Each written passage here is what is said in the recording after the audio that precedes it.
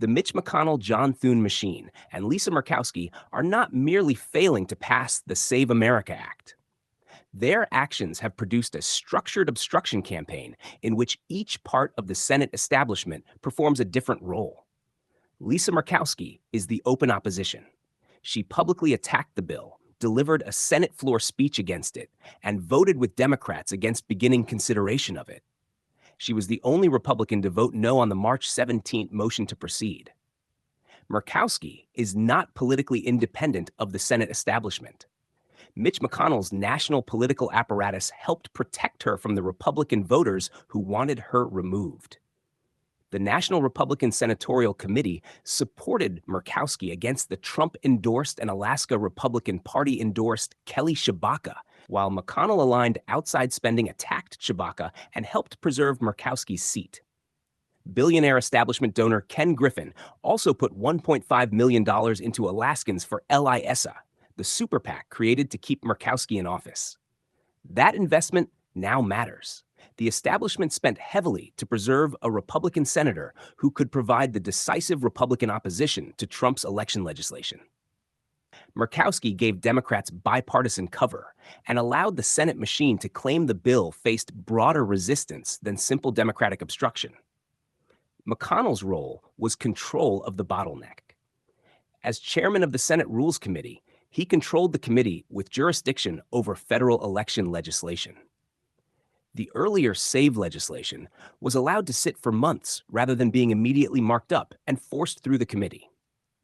A committee chairman does not need to vote against a bill to kill its momentum. He can deny it urgency, consume the legislative calendar, and wait until the bill faces a manufactured time crisis. John Thune's role was controlled failure on the Senate floor.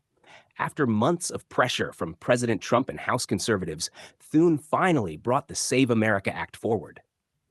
He did so while keeping in place the 60-vote obstacle that leadership knew Republicans could not overcome. Republican leadership was openly acknowledging before the decisive stage that it did not possess enough votes to defeat the filibuster.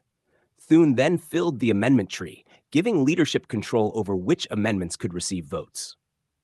That maneuver prevented rank-and-file senators from freely offering alternatives and kept the entire floor process under leadership management. The result was exactly what the machine's structure was designed to produce: speeches, a prolonged debate, a recorded vote, and no law. This is not three unrelated events. The McConnell network financed and protected Murkowski. Murkowski supplied the Republican vote against advancing the bill.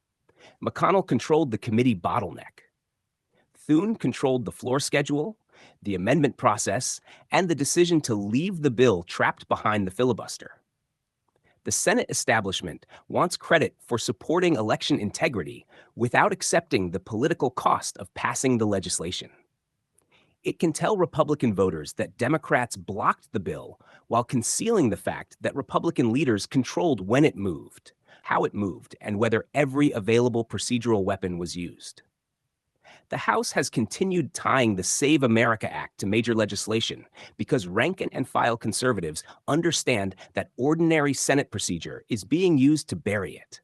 President Trump has likewise used leverage over unrelated legislation because Republican Senate leadership has demonstrated that speeches and symbolic votes will not produce enactment.